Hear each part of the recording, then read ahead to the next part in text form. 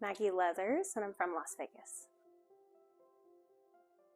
When I first started listening to your podcast, it was just kind of the beginning of COVID, and I just knew I wasn't super happy with kind of who I was as a person, but I didn't know where to start to grow, basically. So, we did some one-on-one coaching first, which was awesome, but what I kind of really found myself missing when we talked about different aspects of my life was a group of like-minded women to kind of support those positive changes. My friends are great, but if they're not in that growth mindset, it's just really hard to make them understand why I'm doing what I'm doing.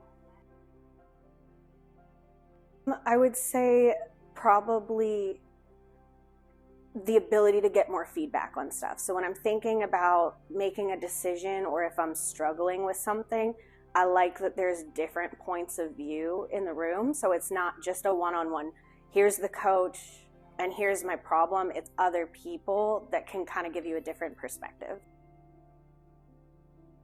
I think everybody's going to say the same thing, that we're shocked how we all are going through so many of the same things, because you get in your head and you're like, I'm the only one that's suffering like this. I'm the only one that feels this way. And you're like, oh wait, totally not.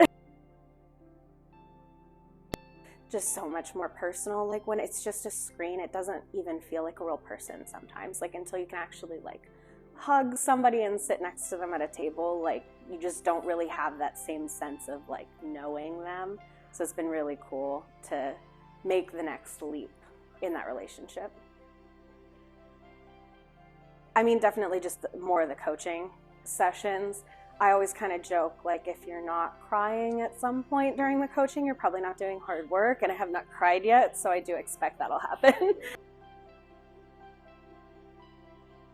I would say that you won't regret it, and if you're on the fence, the biggest thing for me being on the fence was fear of what if these other people don't like me, and how I said you find that everybody's kind of going through a lot of the same things.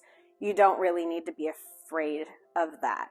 It's just great to kind of be surrounded by everybody. So I think it's something everybody should do, because these are going to be relationships that last after that. I see that from the ladies that did the first round, whereas I didn't.